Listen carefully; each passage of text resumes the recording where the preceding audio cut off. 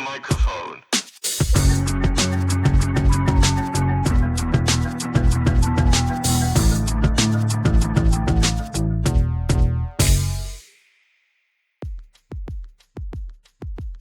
Hey guys, I'm the merchandise. Yes, sir. Yes, sir. Yes, sir. Why are you trying to be like? Why are you trying to be Wave. Schroeder? Why are you trying to be Schroeder? What? For those listening to the podcast version, Has is currently at his microwave. I should type like Flint Lockwood, fucking. Dude, I saw that clip of Flint Lockwood fucking like shooting that family with the snowballs. That's like Snowball! It's so like brutal. It's Dude, he so hits the kid. The kid just goes. Oh, the mom's like When the mom hits the wall, it's like, shit, I'm like, oh my god. Also, the funniest part of that movie is when the pies are flying at Mount Rushmore and Lincoln gets one in the back of the head. Like, Yeah, that's incredible. that film is incredible, man. Phil Lord and Great Chris Moore, they're movie. funny motherfuckers. I will be bringing Cloud and Chance for Meatballs one day. Don't bring the second one. No, bring the Not second good. one. That's good. movie. I'm That joking, movie's it's really fine. bad. That movie's not. It was mid. That was bad. You're mid. I saw it in the theater. And I was like, at 11 years old, and I was like, God damn, they can make That that was movie. mid. That's crazy. That's crazy. That was mid. Anyway, guys, how are you guys doing? You, the viewer. I'm not the hungry! listener. How are you doing? I didn't say you. I said the viewer. The viewers. Viewers, Might I'm as well be fucking viewer. hungry. I feel like a viewer of my own life, sometimes. I feel like Amen. a viewer of And folks, if you're wondering, why wasn't there a pod last week? What's wrong with you guys? Well, truth be told, Truth be told, we had so much shit to do. we had so much You shit might to have do. noticed that I will kill you. Since the start of the year, we've been uploading more GBB plays. In fact, as of this time of recording this morning, we just uploaded the first episode of Stanley Parable. Please go check that out on our YouTube. It's very good. It's very fun. Be And we also Our YouTube channel, the best way to experience the pod, because you can either listen to us on Spotify or you can watch us with your eyeballs on the YouTube channel, which is the way to do it. And you know what else you can watch? You can watch What's that? a brand new First Timers, because by the time we're recording this, we have the First Timers. Me and Simon recorded one for Max Keeble's big move. What do you mean Cass was there? Cass was there too, right? Oh, Cass was there Oh, he too, was there. Yes, no, he was there. He was there. at least 7 inches upwards and downwards. Fuck. Ah!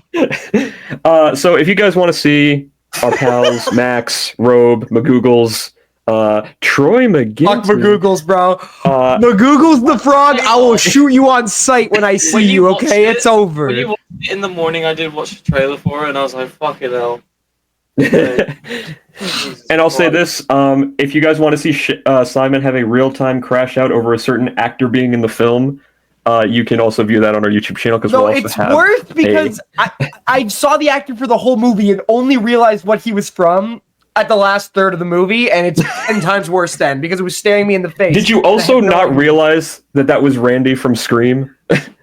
Well, it took me a second initially. I was like I knew he was. I knew he was. I knew Jamie it was Kennedy. fucking.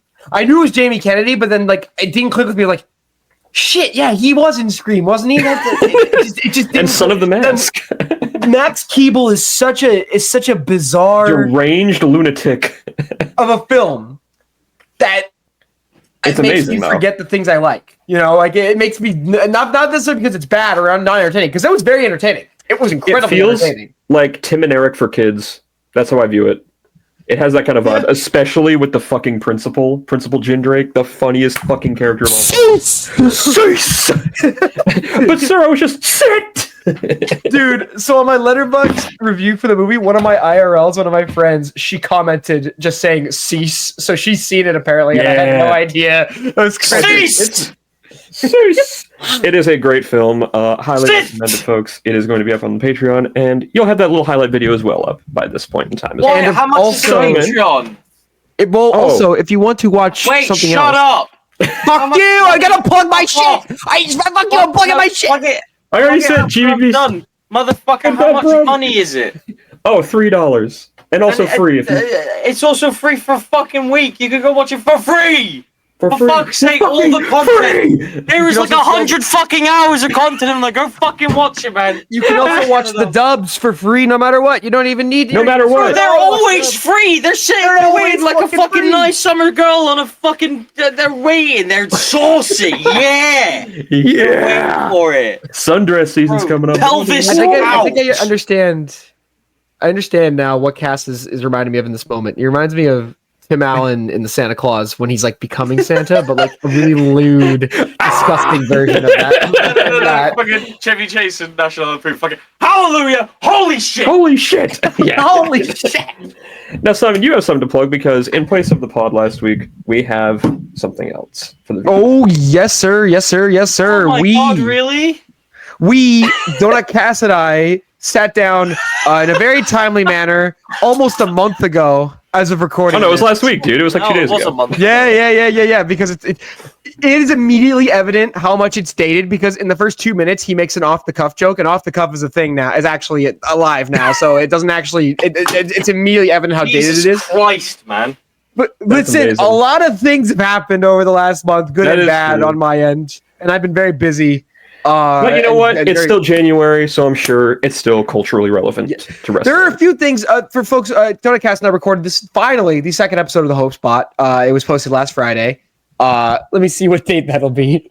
January 17th. And we did our definitely original, not at all stolen gimmick of predicting every WWE wrestler's 2025 in 3 words or less. /viewer. And again, there are certain things. Cass, you know how much my entire pitch is completely destroyed because The Rock is not around? Do you know how much my whole thing is just absolutely destroyed by the fact that The Rock is not at all prevalent in WWE this year? Fucking awesome. Oh, Yeah, man. We really did fucking drop the ball with that shit. that's my bad. You I should've edited predicted it the way sooner. your predictions went. You said that the Crown Jewel Championship would be The Rock versus Gunther. Dude, are you serious? Oh my god. Because I The only had thing I'll The spoil Rock. because I do want it to like people. I had The Rock beating Cody and Gunther not losing the belt. So and then Cass and I went on an extended like 5 minute talk about how the Rock would start hooping and throwing Germans in a match with You never know, man. Speaking of you never know. Oh. I was just saying, it was a very different time a month ago. We believed in Dwayne. Dwayne was rebuffing all of Dave Meltzer's. It's a pre-Raw Netflix claims. world too. That first Raw Netflix was very, very bad. The last week was a lot better, but Jesus, fucking Christ, Overblown the first one house was show. Hey, written. I'm giving Shaggy today. Yeah, you're giving Shaggy.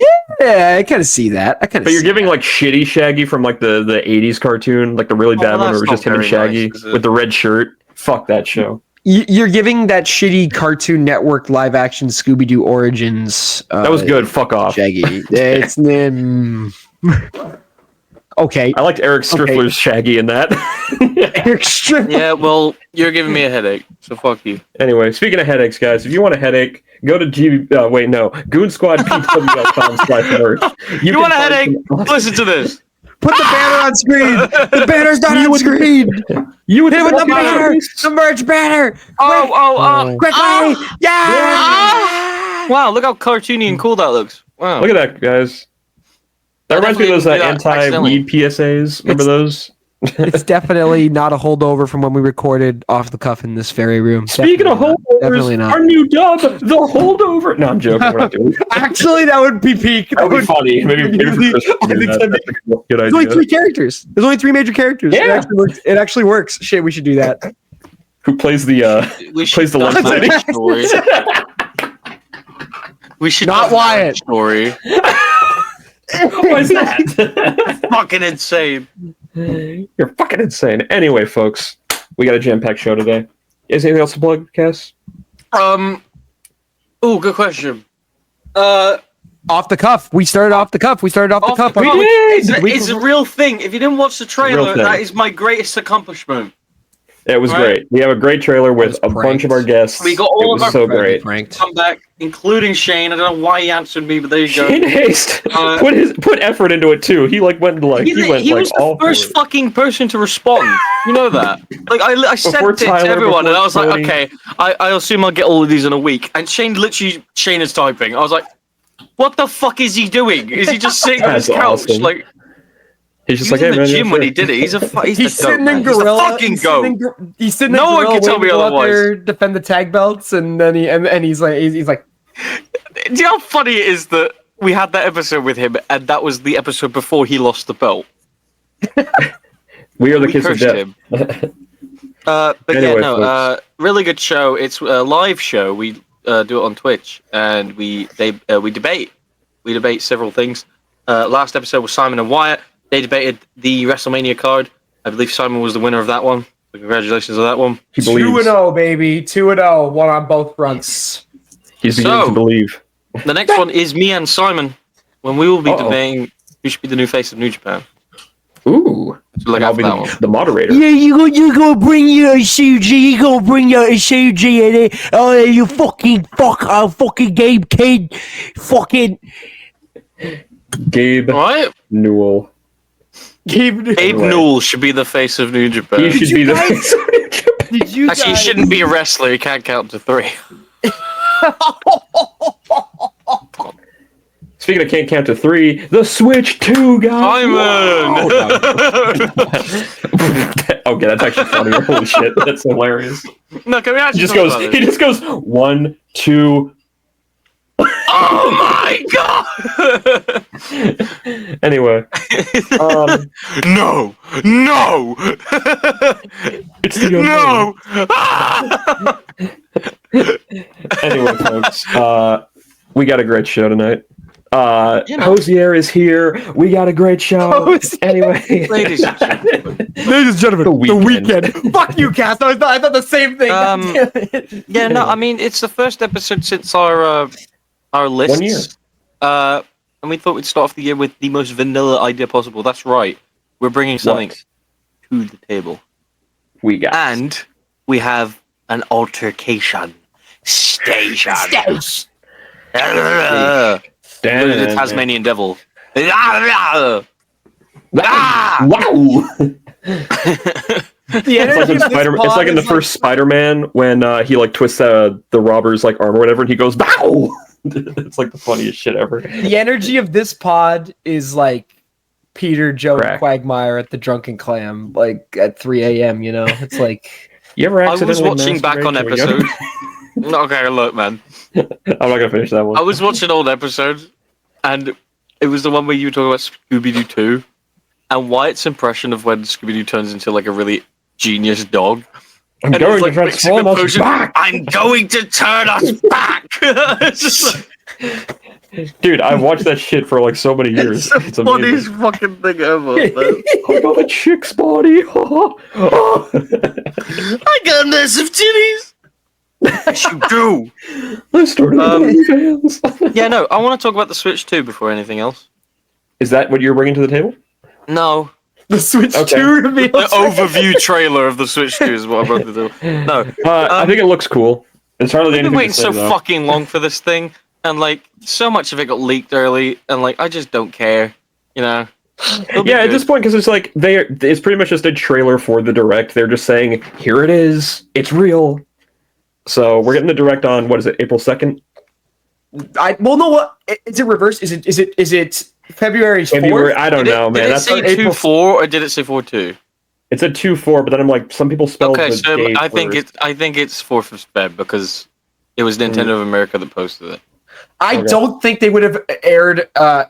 This exists ad for a direct in 3 months. 3 months sounds kind of ridiculous, honestly. I Yeah. feel like Yeah, they like always announce direct like not too far away. They always wait until like a week before or something. So February's not that The bad. biggest thing so far for me is, okay, first off, Nintendo, they've kind of been embracing this kind of very minimalistic style with their controllers, which I'm not really a huge fan of. I don't like the black with the matte coloring. It's Dude, it's when fine. the It's just- when the Wii Skip the red and when blue. the Wii remote came out, they were cooking. I mean, one look, of the man, best controllers you're not ever gonna made. get a better. You're not gonna get a better looking thing than the Wii phone, so it's like, why even bother? But no, it's like, I don't know. For me, it's like, again, we don't know. We saw a little snippet of Mario Kart featuring a it's redesigned new! Donkey Kong. It's new. brand new, Brother- which was wild to me. Why does everyone hate Donkey Kong? Why would you mess with Peak? I just don't understand. I think he looks great now. Did he even have the tie? I didn't even see the tie. Yeah, It was the like tie, yeah. I mean, look, but, like, realistically, this is not going to be the only Donkey Kong. We're going to have classic Donkey Kong at some I think it point. looks No, cool. it's not- Yeah, it's Donkey fine. I Kong don't looks care. like this from now on. I think Listen. it's cool. he's clearly inspired by the movie. film. The Are movie we getting design, movie synergy now with Mario? Is it just like which MCU I'm not synergy? for whatsoever. I am so We have anti Chris that. Pratt. Chris Pratt DLC. What struck me was when I saw Mario and Luigi, they looked like, and even Peach, they kind of looked like their Mario RPG remake counterparts. Like they had like the very like cutesy sort of style. And I like that style. There was an It very N64 nice. vibe with some of them too, like especially with Mario and Bowser. They looked very Yes. old school in that regard. Bowser has like the much bigger eyes and like Apparently. the big jaws. And apparently, from what they showed on here, this could be bullshit, but from what it looked like on that, 24 racers. Which is I did wild. see that, yeah. That's crazy. That's pretty You fucking also wild think- right there. I'm pretty sure it'll be 12 offline, but 24 online. That makes sense. Makes sense. Yeah, that makes sense. I said this to Wyatt before we started recording. Cass wasn't in the room yet. Cass, don't you think it's whack that they just wrapped up Mario Kart 8 DLC like last year, and now they're like, here's a new one. Pay for a new Mario Kart. Here's Mario Kart 9. You know what? I completely respect them a million times now over, because knowing that Mario Kart 9 actually exists, obviously it would have been annoying had we not got the booster course, because we would have waited like, when did 8 came out in 2013? That's 12 Long years time ago. apart. 8 came out 2014, and then Deluxe was 3 years after that, was 2017. It's still Which- fucking long, man. Yeah, That's more than I a agree. decade to wait for a new game. it's just further proof that the Wii U was just the Switch prototype. It's also further proof that Mario Kart 8 is one of the greatest racing games ever made. And, like, I can't Oh. blame them for milking that shit. You know what I mean? Oh. By the way, what? By the way. By the way. why are we doing the Square controller still?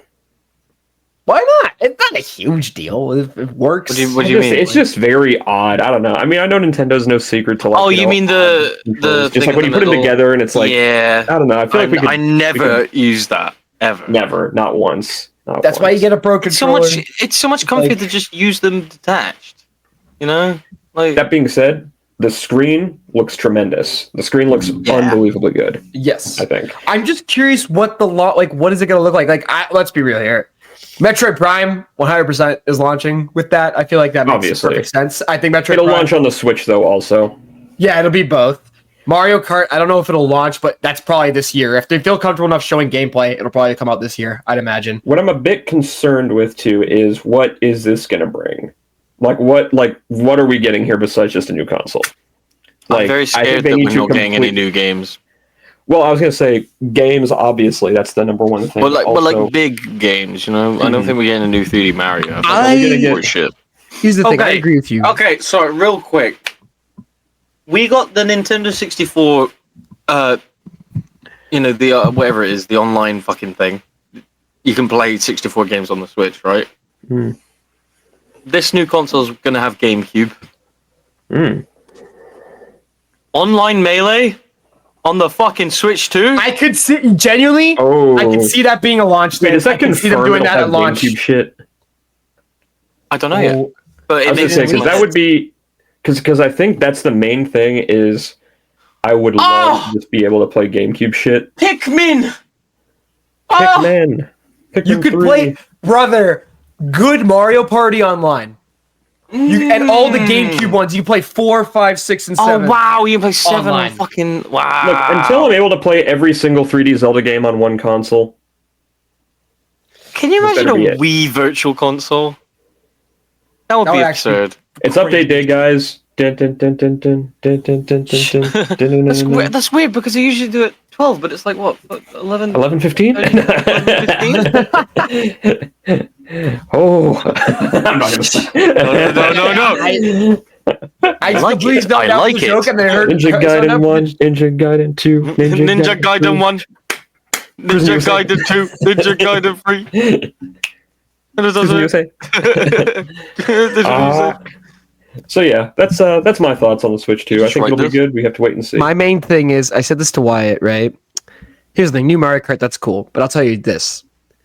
If they were working on a new Mario Kart, despite there being DLC, I guarantee you, 2026, Smash Brothers. I'm almost positive we'll get it'll have been 8 years since Ultimate by that point. It'll have been 8 years since Ultimate at that point. I think I'm doing my fucking tweet predictions right now. 2026, new Smash Brothers. I'm gonna tell you right now, prediction. What? The next Smash Brothers game will be an arena fighter. No. Nah, that's a pipe dream, but I think that would be interesting. I think that'd be a cool change in I don't pace. think the new Smash is coming. Like, imagine like Ultimate Ninja Storm, but like Smash Brothers. I don't think a new Smash is coming. I think they're going to deluxe the other one. No, I don't think they're going to deluxe. They're going to deluxe Ultimate, give it one more pack, and then hopefully give it a fucking story mode that is good. Because that spirit mode is shit. Sakurai's so weird about the shit. Like, everybody thought that Smash 4 was going to just get patched. Like, that was just going to be that for Switch, but he went out of his way to make an entirely different game. And I don't think he's going to port Ultimate, because part of what makes Ultimate special is that it's like a literally once in a lifetime game. So I feel like he's not just but it would port make sense to do it, because then you could play with people that are still on the Switch 1. You know? But I feel like the next Smash is going to be like a hard change. I don't think it's going to be like 20 characters or anything like that, or it's going to be that radical of a gameplay departure, but I feel like it's going to be a much more stripped back, scaled down. I just need a 3D Mario. I'm starting to get really fed up. Well, we're not going to get Odyssey. I don't think it's going to be Odyssey 2. Odyssey came out in 2017. It's nearly been a decade. I think the fact that they're it's a very similar start with the Switch, with the Switch was, because the Switch announced that Zelda announced Breath of the Wild in like 2014 for Wii U originally, and then that ended up being a Switch launch title. Metroid Prime 4, they announced originally as a Switch title back in 2017. It's probably going to launch with the Switch thing. They have a new Mario Kart. I imagine a new Smash. I'm pretty sure there'll be a new 3D Mario as well. Hey. New Donkey Kong design? K. Rool might be coming. Give me K. Rool in I am the delusional. monster truck. I am delusional. I am a psychopath. This will never happen. Give me King K. Rool. Look. Just give me the Wii U version of Wind Waker on the Switch. That's all I want. That's actually good shit, actually. Yeah. That game is gorgeous. That port, the fucking look of that game on Wii U. That game was made for the Wii U. I mean, that's one of the only ports I agree. for the Wii U. Stunning. Like, it actually excellent. But yeah, anyway, that's all I gotta say about the Switch 2. Yeah, fuck it. We'll see if it's good when it comes out. I don't care. Yeah. I'm just happy that it's like that Nintendo's not playing a fucking smokescreen anymore. It exists, man. It's been so fucking long. Well, we knew it existed, but Nintendo is like they're not putting a wall up between it doesn't exist until we say it exists. Fuck you. At the end of the day, Sega does what Nintendo don't. So true. Make consoles.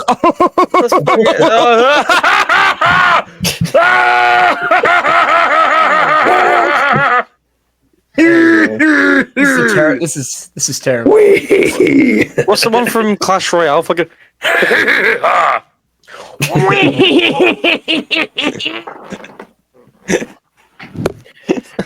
Okay, guys, welcome to Bring It to the Table. WWE's Bring It to the Table. Network. Fuck. Corey Graves, JBL, and these goddamn marks. They don't like the 205 Live. They don't like it. Oh man. So, Jesus. Simon, I'm putting you on spot. I'm putting you on game. What you want? What you got? I'm going first. Well, Simon, I'll be bear with honest me with for a you guys. I've watched a lot of stuff lately, but like nothing that I've really like needed to talk about that I have seen that's new. Except, same with like movies that I've rewatched recently. I was going to bring Conclave, which is a very good movie. I recommend it. It was solid. But then a couple days ago, I rewatched one of my favorite movies of all time. Wyatt knows it's one of my favorite movies of all time. Ooh. I've seen it. I'll never forget my theater experience with it. I saw it right at the end of its theatrical run with my brother. We were like the only two people in the theater. No, I already did that. True. It is none other than the best film of my favorite filmmaker ever. Oh, Baby Driver. Yeah. Big guns. Just great movie. Big guns, massive arms. That's all I have to say. No, I'm joking. Tumor. Baby. No, but so for the 5 people who have not seen Baby Driver is about a getaway driver by the name of Baby, Baby.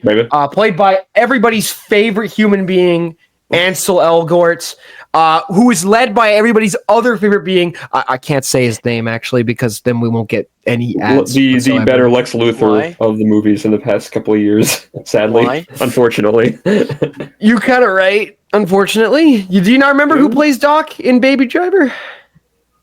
No, it's been a very long time. His name rhymes with. No, just keep talking. I'll keep. With John Wayne Gacy. Oh. Yeah. My favorite. White man. The movie is pretty good. John Bernthal's great. No, if you don't see me, I'm dead. And then you never see him again. It's absolutely fantastic. That was great. And it's about Baby, and he meets this girl, and he's going in for one last job. It's a very simple story on paper, but Baby Driver is stylish. It is edited to perfection. It's literally edited like a musical. Some of these gun shots. Oh yeah, it's a music video. Yeah, dude. But it's usually you'd say music video to be like derogatory, but that is just the aesthetic of the movie, and it works so well. Right, I would also call it a superhero movie in a way, because not only because Baby's power is his driving ability, his disability is that obviously he's deaf, sort of. And also his exactly. And his girl, pretty much a Mary Jane type. And then, of course, his villains, his rogues gallery. He does have that thing where he creates his own arch nemesis with Buddy, John Hamm. By the way, John Hamm is fantastic. He's awesome in this. I love him so much in this movie. What's so good is like none of these guys are like likable. None of these guys, like especially like Jamie Foxx, who's also great. He's just a fucking maniac. And Isaac Gonzalez is great, but she's a little one note. But with John Hamm especially, it's like he's not an asshole. Like he doesn't treat Baby as like beneath him at any point. He's kind of like an equal at some points, and then it's just like when that thing happens, it's like, oh. They had that moment where they share the music together, and you're like, yeah, it's pretty good shit, genuinely. And I think this is a masterstroke of the marketing because they set up in the marketing like Bernthal was going to be the villain, and he's not even in the movie that much. He's in the movie for 5 minutes, and then he disappears. So when the turn happens with John Hamm, and he switches to this like maniacal. It's like this weird mirrored relationship with him, like Baby and Deborah versus Buddy and Darlin. It's just. I love this movie so much. Again, I saw this in theaters when there was like barely anybody there with my brother, and him and I were just popping off for the entire thing. The opening, I think from the moment the opening action sequence started, I realized I was watching something very special. As much as I don't want to give credit, Ansel Elgort, he is great in this. He just is. Like he embodies like this very like likable underdog charm, but he also has a bit of like distance from everybody. That I remember the day I saw this very vividly as well, because it was the day of the solar eclipse in 2017, and I was just kind of like, chilling, watching it, listening to Black Hole Sun with some boys. Then we went and saw Baby Driver afterward, and it was just like a fucking awesome experience. It was such a great movie. That's such a vibe, dude. That's such a vibe. Yeah, genuinely. And that's what this movie. Yeah. I know people shit on this movie for like having like I don't get this. People think this movie has like a weak story and bad writing. I don't understand that at all. I think it's actually who says that, dude. There's a bunch of film. There's like a weird subsection. I'm gonna be talking about that in a couple seconds. Don't you worry. So. Wait. But I love this movie so much. It's one of my favorite movies of all time. I don't really have much else to say about it. I've seen best soundtrack of all time, by the way. One of the best. One of the and then. The needle drops in this are just from the beginning with Baby fucking bell bottoms, and he's fucking boom, and he's dancing in the car and shit. The sheer heart attack. Bretton Rock as the big needle drop for the final act, and when he drives into that fucking thing, that fucking pole. Oh yeah. And John Hamm just goes, "What the fuck did you do?" I'm moving. What did you do? Oh, you fucking. I do want to give credit to Jamie Foxx and Lily James. The only thing I never hated Jamie Foxx in my life until this movie. Well, dude, he's just so captivating, but he's such a fucking asshole in this movie. He's just like how he's like he's so sure that the people that they kill in the shootout are cops, but obviously they're Doc's cops, they're dirty cops. Fun fact. He's playing a character in a movie. The actor did nothing wrong. Oh, wow. We, I didn't know that. We know, sir. So when you say I hate Jamie Foxx, I hated. I get it. He's annoying. Jamie fucks a lot. Anyway, the one thing about this movie that doesn't make sense is that for some reason Lily James is the girl that nobody pays attention to. What? Speaking Look of, at her. Look at her. Yep. BOV, you are an ant in Donut Cast's cupboard. I'll stomp you out. I'll kill you. anyway, I give it 5 was he slows out of 5. That's my. what means slow? I can't say it, or else I'll get in trouble. Say it. Anyway, speaking of stuff I can't say, Cass, I can't say you brought a good movie. That's why you're going next. Okay, I'm going next then. I'm giving older brother that smokes weed in the movie aura. Yeah. You ever seen Sing Very Street, Roderick Cass? energy. You ever seen Sing Street, Cass? You look like the brother in Sing Street right now. Yeah, The boys. You've been hyping. I this was up singing like a on solid my 20 minutes. street when I found out Wyatt fucking spoke instead of. Oh my god. Anyway, My head. one of my favorite filmmakers currently, because he's only made a handful of films so far, Okay. but I think he's going to be looked at very profoundly in the next decade. Okay. That is Mr. S. Craig Zahler. Oh shit. I have brought his most recent film, Dragged Across Concrete. Ah, there it is. Okay, yep. Oh, yep. shit. Oh dear. So, wow, man. So, I don't know how familiar you guys are with his previous work. He's directed 3 major films, Bone Tomahawk, Brawl in Cell Block 99, and Dragged Across Concrete. Bone Tomahawk Bone was a Tomahawk. fucking. Yeah, that was a night That's on the a court, great man. film. That was a fucking night. That was a great fucking movie. I remember sitting there for the whole time. I was like, "This is good," but like, it's much more just like standard slow burn. And then the last third of that movie hits. The moment and they it get is- captured, it is absurd. Absolutely Yeah, just- absurd. And that is what Zahler is great at. There is nobody else like him. That's what I love about him. He is so unique because he is all about the slow burn, but not boring. Because I'll tell you right now, Dragged Across Concrete, it's 2 hours and 48 minutes. It's a long movie. I was never bored once. Not once. There is a few scenes in this movie. There's one scene in particular, so I'll get into this movie right now. Stars Mel Gibson, Vince Vaughn, Troy Kittles, I believe his name is, Laurie Holden from The Walking Dead, Jennifer Carpenter, who many may know from Dexter, and Don Johnson. And Michael J. White, Black Dynamite himself. Yes, the GOAT. So this movie follows 3 people. Well, yeah, sort of follows 3 people. We're introduced to Tory Kittles, who plays Slim, and he is basically this guy. He's fresh out of jail, lives in a really shitty place, really shitty neighborhood, projects. He kind of has to take care of his mom, who's a prostitute, and his brother, who is in a wheelchair. And he thinks the only way at this point, he's got to pull off one last job to basically give them a better life. We're also introduced to Mel Gibson and Vince Vaughn, who play 2 cops who are not really the most kind. They are very tough, and they kind of refuse to progress with the times, kind of.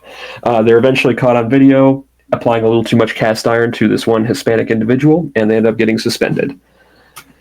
Now, Mel Gibson in this movie, y'all like him? I had 3 friends who had terminal cancer. Oh, 3 don't have cancer anymore. You know what? They've taken what you've heard they've taken. Yeah. The guy from Acton. Gibson, I liked him in Signs. I do love Mel Gibson. He's great. He's No great. more science slander. Great Exactly, movie. I agree. Great movie. Now- Great movie. What this movie is great at doing is showing you the reality of things in the real world. Mel Gibson's character, he's one of the protagonists. He's an awful person. Full stop, he's an awful person. He claims to be, oh, my way of doing things gets shit done, even though he's just kind of an asshole cop who very much is way too brutal when he needs to be. He is also very much a racist and homophobe and all this other shit. Method acting. Yeah, exactly.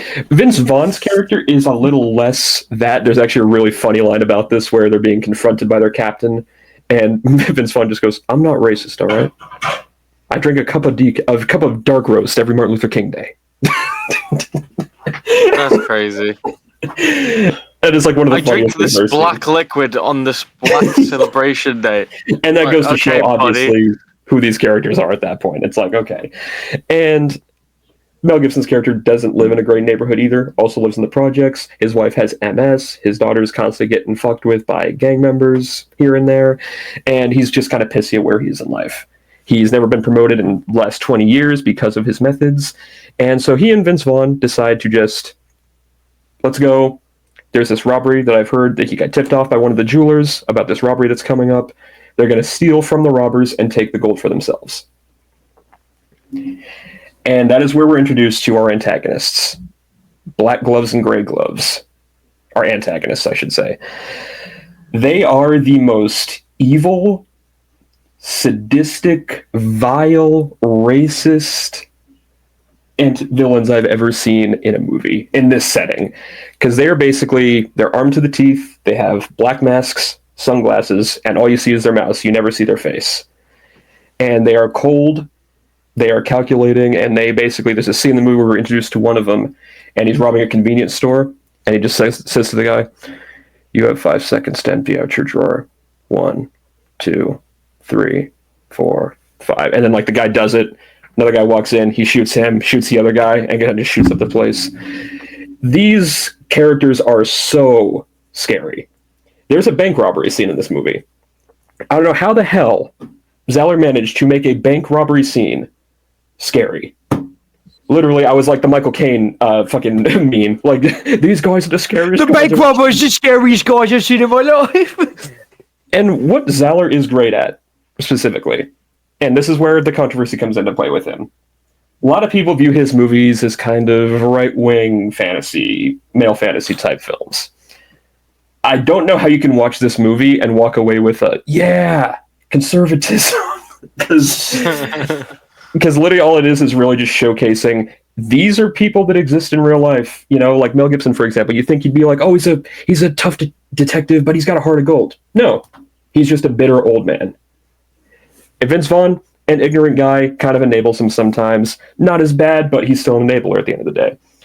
Tory Kettles, he's a guy who's, wants to get out of life, but he has to do bad things to do it. And then, of course, you're introduced to, obviously, the really evil people of this movie, which is gray gloves and black gloves. And, dude, the way Zeller uses violence in his films, we've seen Bone Tomahawk. We've seen that. He's very good. He's very much about building type of things. When the violence happens, it's like, okay. He divides the audience in half. Yes, you can say that. He's very good at putting an odd feeling in your bowels.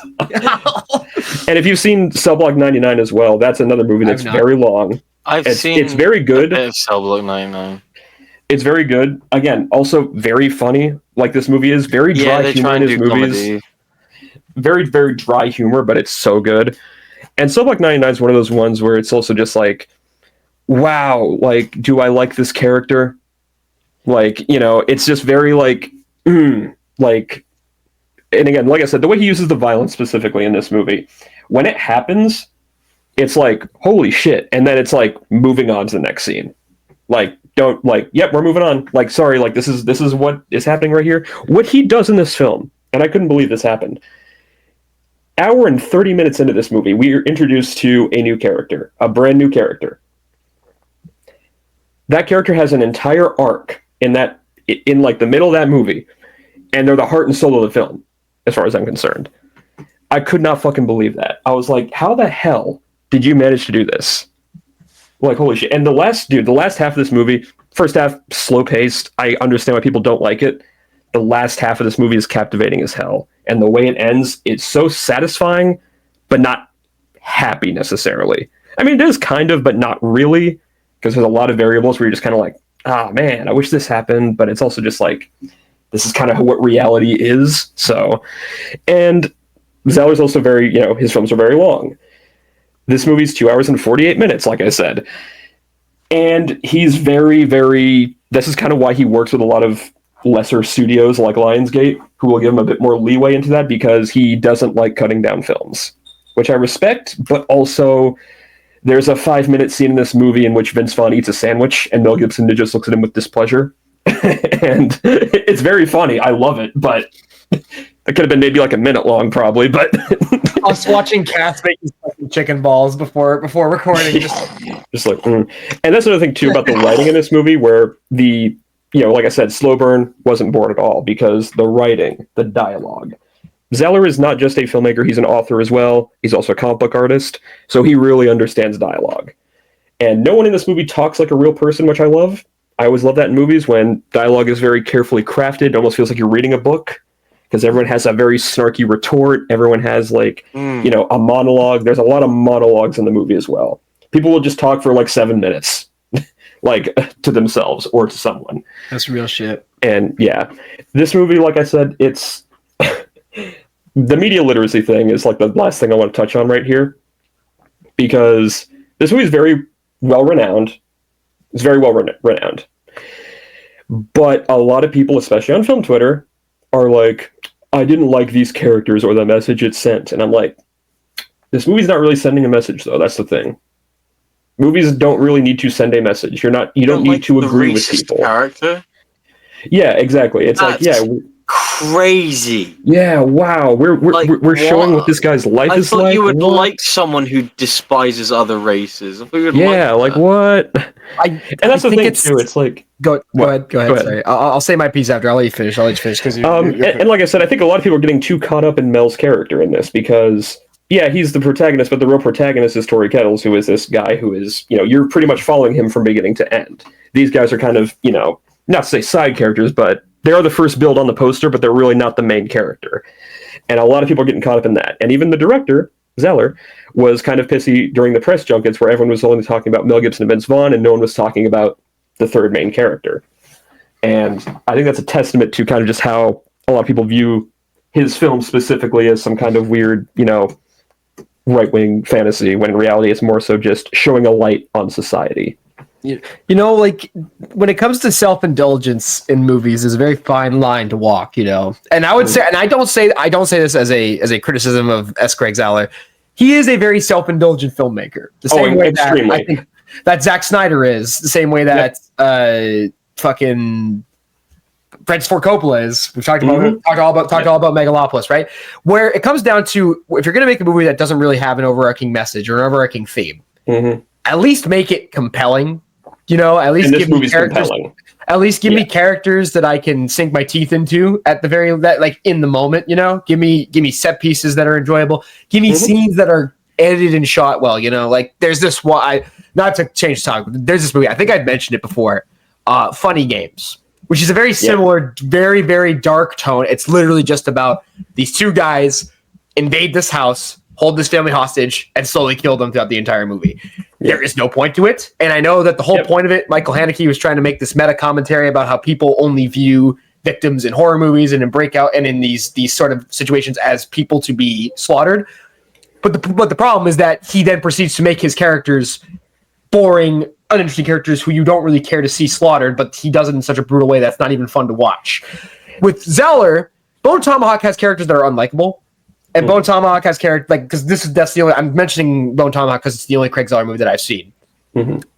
It's very a lot of these characters are very unlikable. It is a very slow paced movie, and maybe there isn't quite an overarching theme, but the exploitation and the dialogue and just the struggle is why you're into Bone Tomahawk as well. Yep. And from the way you're describing this movie, I think I would quite like this. I don't know. And that's another thing too. What was that?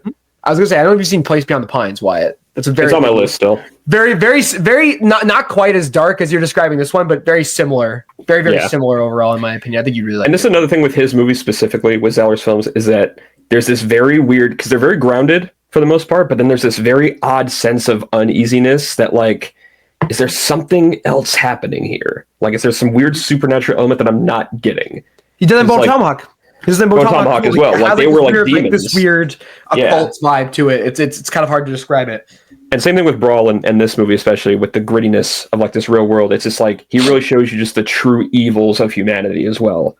Like, yeah, Mel Gibson's a piece of shit, but also look how much more evil these guys are. You know, it's like you almost like Mel, and that's what's really good about this movie. I think is that it really kind of makes you think a lot about like this whole character and everything. This character. That's always been an interesting thing for me is having someone that's like clearly there's something unlikable about them. They're racist cops, but then you have this character that's like 5 times worse. There's So you one have to, like, specific balance part. that out. One specific part that I loved in this movie is when Tori Kettle's character is like, he's driving with the guys in the back, black gloves and gray gloves, and Tori Kettle just goes, "All right, we here," and then Gray Gloves just goes, "It's we're here, not we here," and he goes, "You understood me, didn't you?" And it's like just really snappy. I love tense dialogue commentary, man. I love shit like it's that. so intense, man. So yeah, I could go on for hours about this movie. I will go and view it.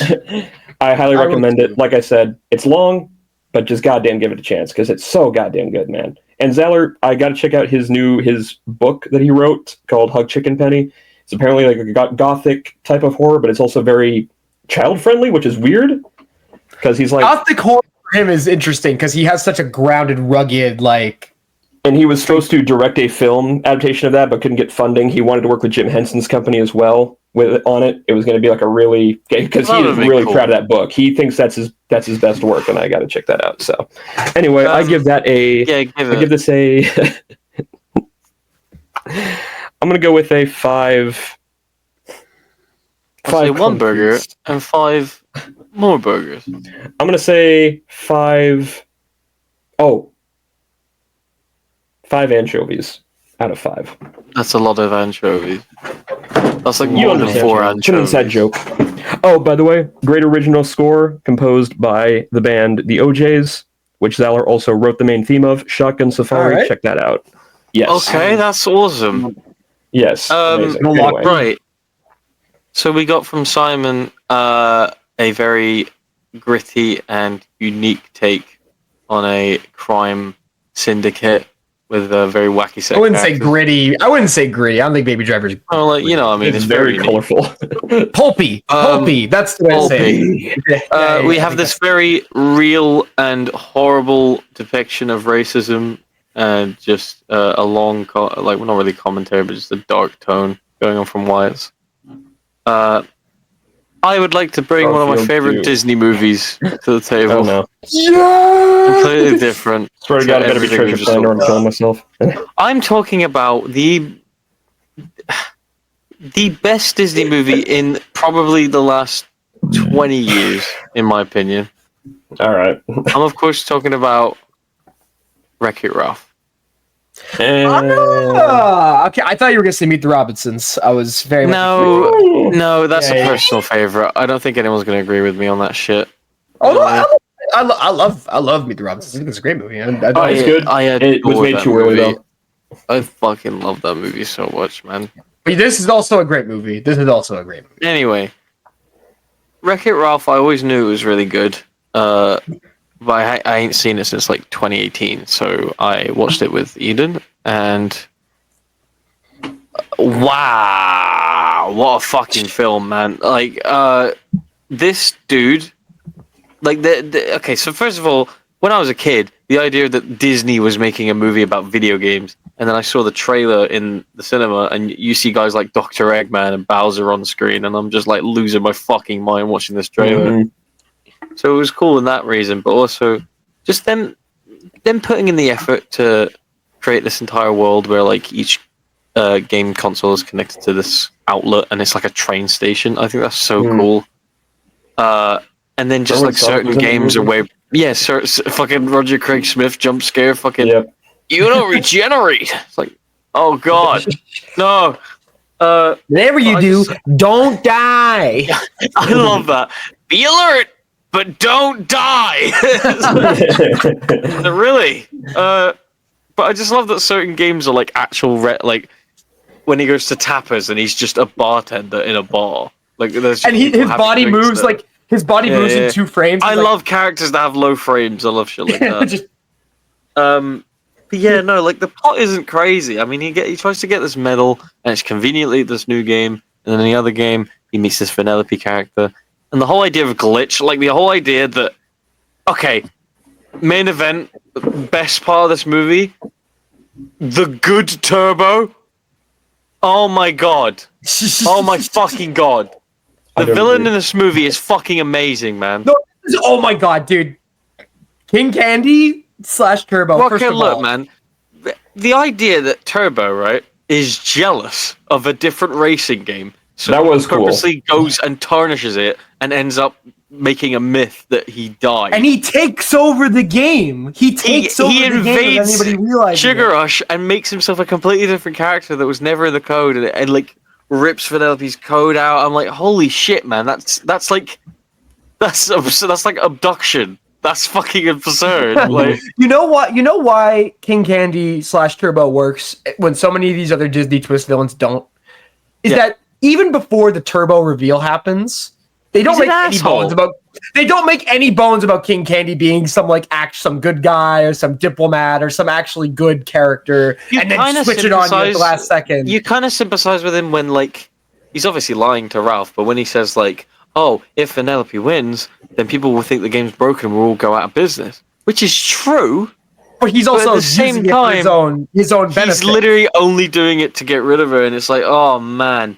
So when you see these two characters bond, like I love in Disney movies when like a great trope that I think this movie does perfectly is a found friendship that builds over time and then gets immediately tarnished, and then you see the other person's reaction to that. Vanellope's fucking reaction to him breaking the car is one of the most devastating scenes I've ever seen in my life, man. Oh, That actually, scene is like that scene. really well. Say what you want framed and about written. Sarah Silverman and John C. Reilly as actors, but they're fucking brilliant in this movie. Both of them are really, really good in this movie. I don't agree. What the fuck? You don't agree? I don't agree. That's Sarah Silverman. You want to talk about actual joking. scene stealer though? Actual scene stealer though. Jack McBrayer as Yeah! Oh, he's great. I love Jack. Genuinely, McBrayer. he is, and he's fun. When he fucking he's in the prison and he pulls the bar loose and he thinks he's gonna smash through It's it. like, and he I'm ends gonna up wreck hitting it, and the bar's and it multiplying. Yeah. Why do I fix everything? I do love the fucking. I love the opening where they're like in that other video game world that Ralph is in, and they're just moving like they're just moving on stuff. Like, listen here, Ralph. You need to. We need to have a discussion here. You're just the bad guy who wrecks the building. Correct. Yeah. Man, fuck That's that guy. fucked up, man. I'm so like Anyway, Ralph the breaks the idea internet. that they My favorite disown movie. the villain in their game. Like they never revealed that that's how they get treated in other games. Like you never see like M. Bison getting smacked across the head or anything. You're like not going turbo. Who's the Gears of War lady again? What's her name? Calhoun, Jane Lynch. Yeah. Jane Lynch? There's like Yeah. a part where we're learning her backstory, and she's like getting married, and her husband dies, and she goes, ah! With the Yeah, Yeah, that's so giant- funny. He's like, she was programmed with the worst backstory ever. It's like, fucking, I love you. Bug eats him. She immediately pulls out a fucking minigun. But you know when her and Felix are getting married in the same place, and every single person Everyone's has a aiming at the laser gun window. pointed at the- Oh, It is man. such a shame that Wreck-It Ralph just says that as a whole concept is pretty much done now. Like, because I feel like there was really a lot of stuff that you could do. I mean, can you with it. blame them? They really did fuck up in that second movie, man. Dude, I love when I see a bunch of comments just like when Ralph just sees a bunch of comments going, "Wow, he's Dude, Ralph, stupid." He goes, Ralph couldn't "Oh." take it, man. He saw the He couldn't Ralph take being Sticks called comment, and he was dumb. just like, Yeah, it doesn't make sense because they established in the first movie he spent his whole life going through that and he's dealt with it, and then it happens to yeah, him. but when oh, it's fucking- Randall McGandle 79 from Romania, he's gonna get really upset about it. "Yeah, man." He's, fuck, that man. movie. Fuck that Stupid-ass movie, fucking man. movie. Jesus Yeah, no, Christ. just and the ending of this movie where like they respect Ralph and like you see them all like getting on, and just the scene where they lift him up, and then you see Vanellope and she just like waves for him across the arcade. It just Penelope. oh, oh Penelope. man, I just love Dude. this movie, man.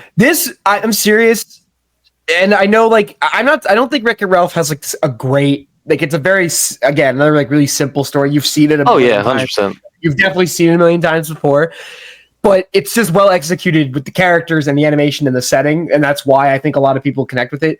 It really could have been like Disney Animation's equivalent to Toy Story. Like it really could have been that, in my opinion. and they just completely fumbled the bag. It's really disappointing. Like, because I think people look at Wreck-It Ralph 2 being so bad, and they kind of like rock skips it down to the first movie. But the first movie I don't think it's not one of my all-time favorite. It used to be one of my favorites. I don't like it as much now. I still think it's a great movie, but it was a good movie. It was a damn good movie, and it really deserved better. It really deserved a better follow-up. It's a shame. It's a shame. It's just all the video game references in it. It's just fun for you to watch. Yeah. So much fucking fun. It's just charming. Very, very charming movie. I don't really know how else to describe it. A very, very, very, very likable movie. It's just, I've never been fond of chocolate. He's just staring at the cake. What flavor's the what mud? genre, by the way, is what genre of animated movie is Ralph Breaks the Internet, Finding Dory, Incredibles 2, and Toy Story 4? What genre is that? They don't belong in the same category. Come on. I'm gonna say something, dude.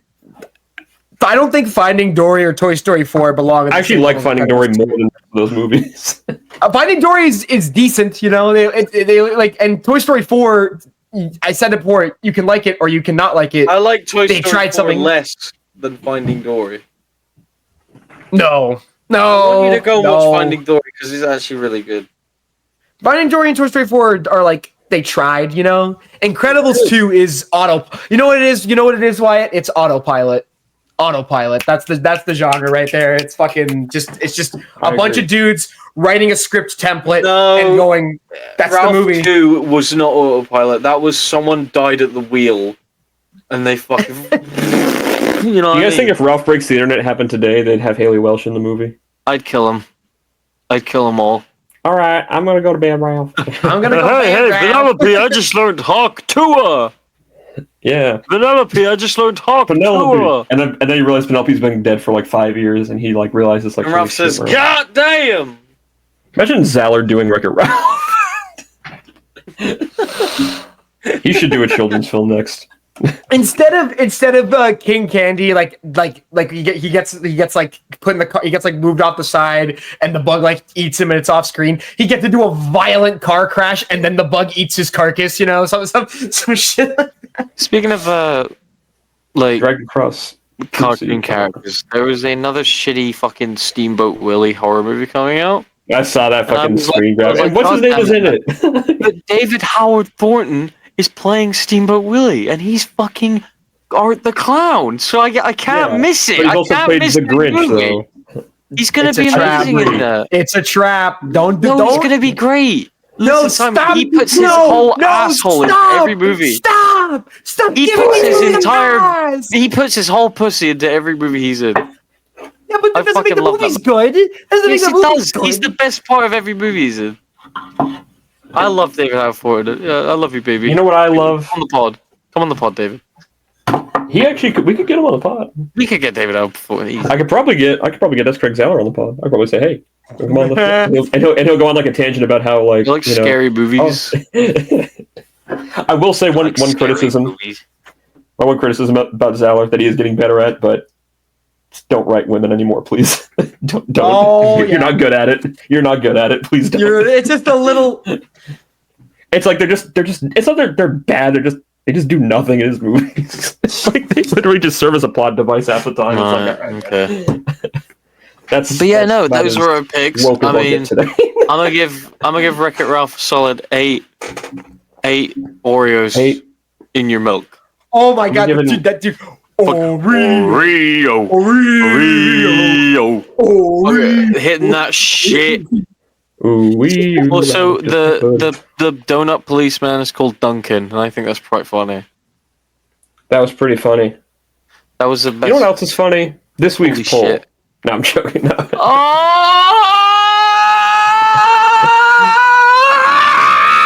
we have a poll last time? Oh yeah, we did. You know, folks, every time I say I only have one working earphone, Cass, don't scream in my ear, please. And then he decides to go fucking Black Canary, screech into the ear. I moved into my new place, I'm fucking like, ah! It's like Whitey in 8 Crazy Nights when he goes, "When you're 5'3". Holy shit! Wyatt, the poll last time was, what was your favorite part about the Netflix debut of Monday Night Raw? And we had 5 fucking votes. Holy Guys shit, are that's the actually most- voting. Hi, Guys, guys. we have Hello? broken records. Hello, is anyone out there? Hello. Please come help me. Please help me. All right. Please help me. So in second place, is 3 fucking things with 1 vote each. So in second place, what was the best part about Netflix debut of Monday Night Raw? GBB's 1-year anniversary. Wow, what were your favorite? Cool. Jack Awesome, man. Swagger's return. I loved that a lot. That was great. Sarah J's debut. Also, in That's first place with crazy. 2 votes. You're fucking crazy for that one. Look, man, First Sarah place with J 2 votes. as a Shut performer. up, man. In first place with 2 votes. John Cena versus Kona Reeves. Fucking Yeah, that was great. I love that Peak. match. It was Dude, good. they're gonna be the final 2 in the Royal Rumble, and they're gonna have like the 10-minute mini match at the end. John Cena and Kona Reeves. Do you guys think Kona Reeves could have been something? He is The same way, like, remember Dan This week's Matha? poll. Do you guys think Kona Reeves could have been something? Dude, Wait, Kona no, Reeves or Dan oh. Matha? Wait, that's the wrong person. Is that the guy that broke Kevin Owens' nose? No. No, that's CJ Parker. Dude, That's you make Juice that Robinson. same joke. You make that same joke in the Hope Spot. You talk about Because CJ Parker. they all merged together, man. I don't know. It You wasn't guys a like joke. the I just don't know. synergy? I'll show you synergy, you fuck. Juice Synergy. Robinson. Speaking of not liking you, Altercation Station. The pod is over. Where you going? Oh no. Oh, please Why are we come friends? back, No. Simon. No. Imagine, like Ultron member when he's like, "No, my friends."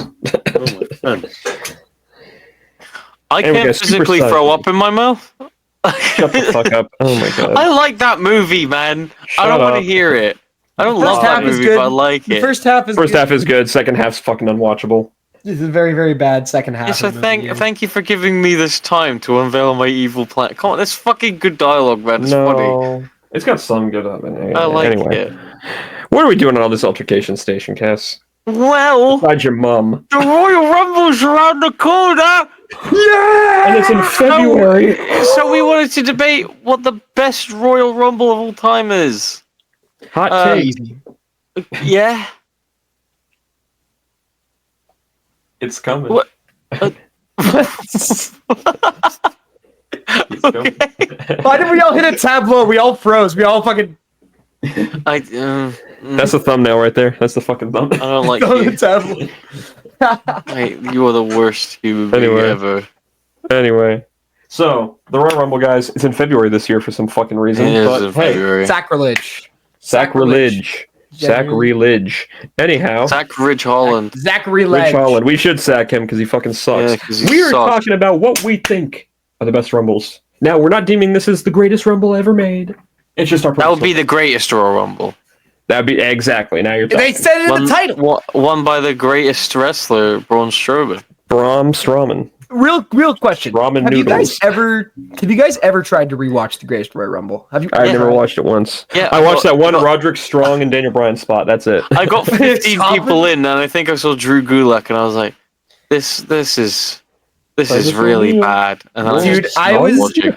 You want a good story? I watched the Greatest Royal Rumble, on the air date because I got out of school early that day, and I had a friend over, and we just had it on in the background. He wasn't a wrestling fan.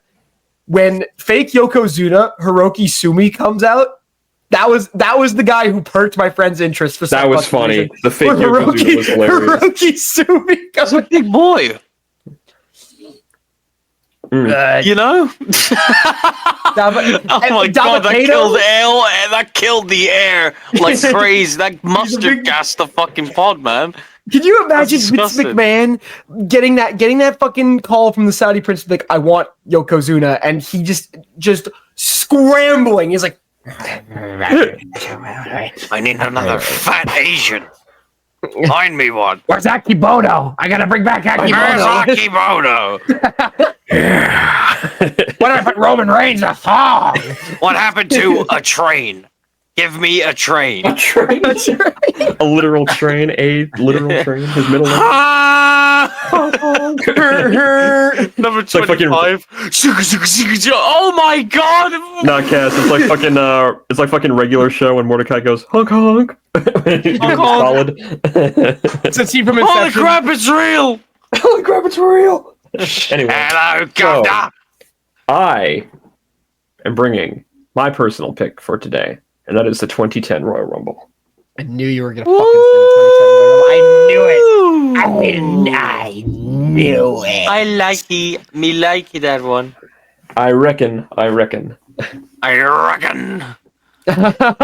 Ah! He did it. He found a way to say it on the pod. That's crazy. That's what he says, dude. He says, I reckon. reckon. What do you think he said in the Wii Shop video? Listen, brother. We're going in chronological order here, right? So the next soonest one. If yes, you can't sir. tell, we're all in our 20s. So unfortunately, Yeah, we're not going to have the 1996 Mine's Royal Rumble on. 52. The 1992 Royal Rumble will not be here, tragically. Nor will 07 or anything like that. But we're going for the listen, folks. It's easy. It's obvious. The answer is very clear. It is the 2018 Men's Royal Rumble. All the day, every single day. An immaculate Royal Rumble match. The best one. They've never topped it, and they never will top it. Hello! It is I, the calm before the storm. I'm of course talking damn about it. the men's 2020 Royal Rumble. Ah, yes. Ah, Before the Mr. bad The times. literal month before the worst WrestleMania ever. Ever. I still stand by that. Yes, it is it a is. fucking terrible experience. The most is a bad unwatchable, but It's not. WrestleMania and there's no one there. But It's awful. would It's you fucking really awful. not? Would you really sit through WrestleMania 27 again? Would Yes. you really sit through it again? Oh, absolutely. weren't No, there. day It's got a one, I would sit crowd. through that again. Oh my god, that's I'd sit Solely with that because- because that's fun dude. to make fun of. 36 Also, that is WrestleMania genuinely fucking has- awful. That WrestleMania has the best stage. Sorry. That is a great WrestleMania stage. what? I think that No, stage I don't is think it's all- the best. I stage. think It's 39. I think 39. I think 39 is the best. Actually, I'm Altercation Station or yes. Well, I think we should Altercation do bet. We Station. should just do. We should do best WrestleMania. No, let's do a mini one right now. 31 No, is my fuck favorite. off. Kill yourself. 31 yes. is just a giant button, though. Like I'm Yeah, not. but it's really- cool. It has like the layers that light up and shit. Like They it's have wide even- as fuck. You know what I mean? Even bad WrestleManias over the last few years, they have nailed the stage for the most part. You know, like 33 is not a great WrestleMania. It's a very good stage. I'm gonna say 39. 25? Nah, I mean, I like 27 more though. That's my personal. I'm gonna say 39 just because I like the golden. Wait, era no. Hollywood What am I aesthetic. talking about? It's 33 with the roller coasters. The roller That was cool, coasters yeah. are also Oh, very good. The Also very globe. good. Oh. Oh. I reckon. 29.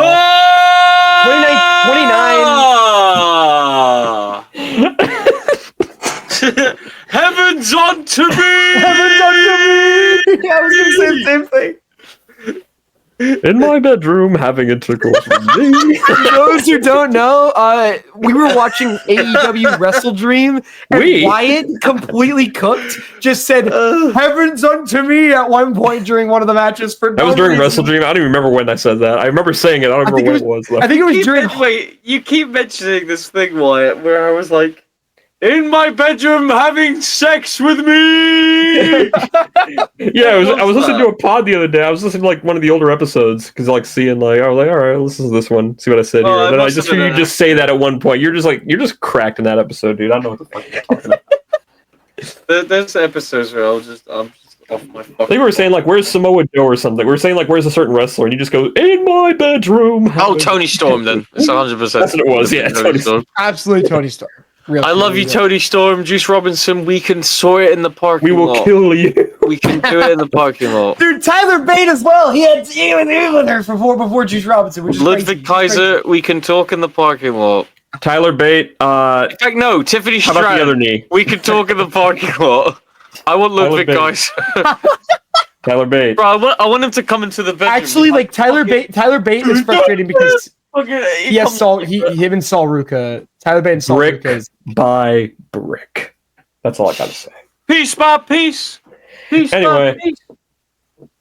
Why? Lock the is doors? Royal Rumble- You lock the doors. Fucking whoop. Look the doors! No, don't do this, please. This bit's stupid. We have a different thing now. Anyway. Lock the door! Yeah, keep it Lock in there, the actually. door. Anyway. Close the door. Close it. What was the Game of Close the Thrones door. line? Close the door. Wyatt, quick. We can negotiate the money. Okay, so 60-40.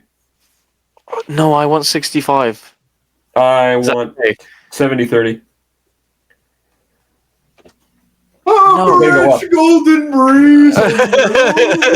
Anyway, golden haze on the meadow. I need to learn the lyrics to that. No, you don't, actually. Oh, what a beautiful morning. My Royal Oh. Rumble is the best one, and I'm going to tell you why. It is the best pace out of these 3 Royal Rumbles. It has some of the best surprises, legitimate surprises that people didn't expect. All the eliminations go very well to who they should for the most part. does have a It's good constantly Rumble. exciting. It has a white-hot crowd. The only thing bad about it is fucking Dolph Ziggler coming out at number 30 when it should have been Daniel Bryan. That's the I only thought he thing. was fired or something. He really comes in. That means slow. Was he slow? He's in there for like 5 Retired minutes as well. retired to being slow. Is he slow? Wait, Dolph Ziggler's like hyped up as number 30 and he stays in there for like 5 or 6 minutes. He comes in, he eliminates fucking Goldust, He comes in, does a super kick, eliminates Goldust, and then gets thrown out. and gets dropped. No, not even thrown out. He goes on the apron and gets like just nonchalantly hit off by Finn Balor, like just, and then he's just going on for the rest of the match. What the fuck are we doing, Now, it man? doesn't mean anything because my Rumble also has, in my opinion, the best final lineup of entrants in Royal Rumble history. No, you're right, because Wyatt, we all hyped up that final 6 in that Rumble. It was One of the cool. greatest- It was very cool. Coolest incredible. stare downs. It was Shinsuke Nakamura actually trying in his WWE run, which is unprecedented. Oh, you know? that is my very- favorite winner of all time, Shinsuke. Him and And, Roman. You know what's great, too? It all What? meant nothing. But we're not talking about that. We're talking about these in a vacuum. That's how. All we right, discuss it. brother. Brother Jack, dude, Oh. brother. I got my Piece point. of I'll give shit. more later. That's my main points. One of you guys go next. I will say this. Royal Rumble 2010 is what I prefer to look at as a gem in a rock pile. Because 2010 WWE isn't good. Full stop, it sucks. Yep. The Royal Rumble is probably the best pay-per-view that whole fucking year. Because goddamn, man, this Royal Rumble, dude, we got a bunch of different storylines converging here. Not only do we have, we're going to talk about it a little bit, but CM Punk, one of my I favorite will Rumble say spots it was ever. very story heavy. This Rumble. I didn't hear your name being called, but okay. Alright, look, man. No, I'm sure. I'm hyping your Rumble up, alright? No, I agree.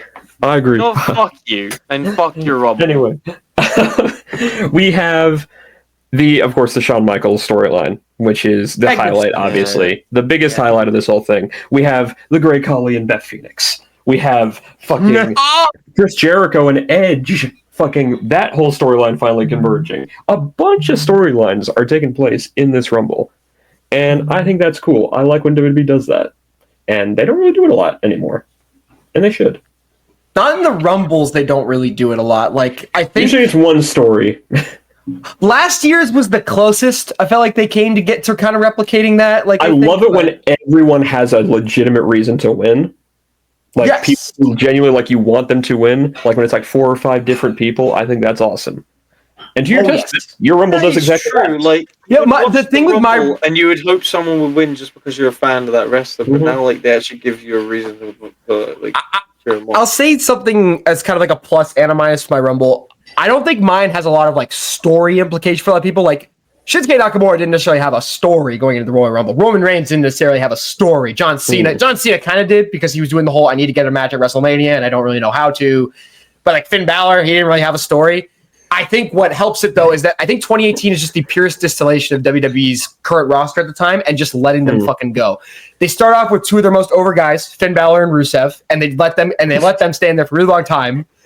They go and the only bad entrance again is like Dolph Ziggler number 30, I guess like Goldust at 29, but you always need to have filler. And like I guess Rhino at number 3, but even that's just like a pop. What are you laughing at? Were you giggling at Jenna? Anyway, continue. The only other bad entrant is probably Rhino at number 3, but like again, the Rumble was in Philly. Hey, so shut the fuck up! No, but like no. But I mean, he's there for an ECW. He's there for a cheap pop. Caesar Catalina. Yeah, the rules. Shut the fuck up. You shut up. Before I continue, Donut Cast, we have not gotten a chance to explain yours yet, so I will. Yeah, please explain, you fucker. Yeah, I'm First sorry. half, one of the greatest booking decisions ever, in my opinion. No. Honestly, yeah. Such a wild ride. An incredible spot for one of my favorite wrestlers of all time, Keith Lee. Drew McIntyre looking like the greatest wrestler on fucking planet Earth. God, when he kicks him out and the crowd goes, that is one of the biggest pops shit. ever. God, it's so good. Great winner. It's pretty good. Fuck Roman Reigns. I'll get more into it in a bit. Fuck you. That's fair. So, I'm going to make a. You go first. You. I want to make this, because this is prominent to me, because I believe that this Rumble, the one I've chosen, has the most unique spot out of all of you. Because what we have CM Punk, who is, I believe he was number 2 or 3 in the ring. Three.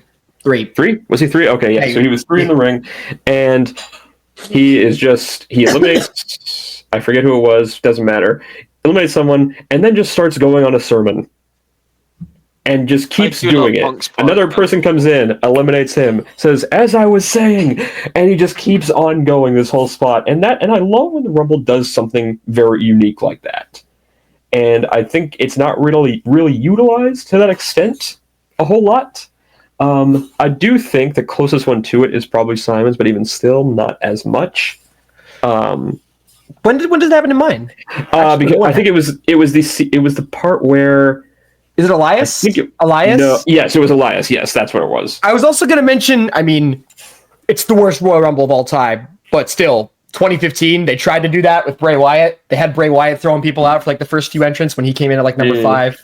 But that match is just, we're not even going to.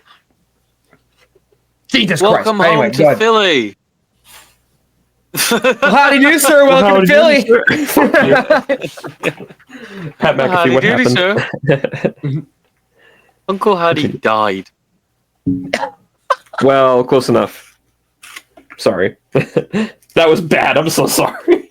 I can't be mad, man. We're cutting that. Why? Why? Cutting that. No, we ain't cutting shit. Yeah. We ain't cutting We're uncensored now, brother. Oh my god. That is, I'm not exaggerating. That is one of the worst things you have ever said in your life, Wyatt. That is horrible. That's enough. That is horrible. That's enough. This is what happens when we are delayed.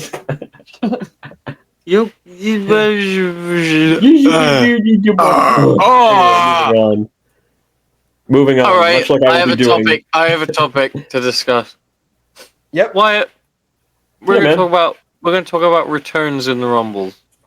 Obviously, Simon has Rey Mysterio, the most out of nowhere pick ever, probably. Like, what the fuck? Where did he come from? It wasn't just Rey Mysterio. It was Rey Mysterio after the leg surgery. So he just came in and was fucking hooping again out of nowhere. Incredible in that Rumble. Black and gold amazing. in the black and yellow gear, dude. Oh. You had Adam Cole come out, which was cool. Andrade Cien Almas as NXT champion. You had Andrade. You had the Hurricane, obviously. That was great. The Hurricane is one of my favorite. That was good. In that whole thing. When I do love that spot a lot. When you just like, see, it's so much fun. My Rumble is so much fun. It's a lot of fun. I'll give you that. Like that's just. I guess I'll. But you have the best. You have the best. Well, Wyatt has an edge, but I have which is great. Edge. Which we also have Carlito. Ah! You people don't. Have that's cool. People don't have Carlito. We also got Yoshitatsu. You fucking people don't have Carlito in your Top Super Kicker shout out. We have Yoshitatsu. Yes. Hey, I'm going to be in the Rumble. I'm going to throw everyone out. I'm going to eat the apple and I'm going to leave. Hey, you piece of shit. I'm going to WrestleMania. No, I like the idea of Carlito just having a completely foul vocabulary. You fucking piece of shit, cunt. Fuck you. fuck you, fuck, shit, fuckity, fucky, wucky, fuck you. Homer J. Comedy.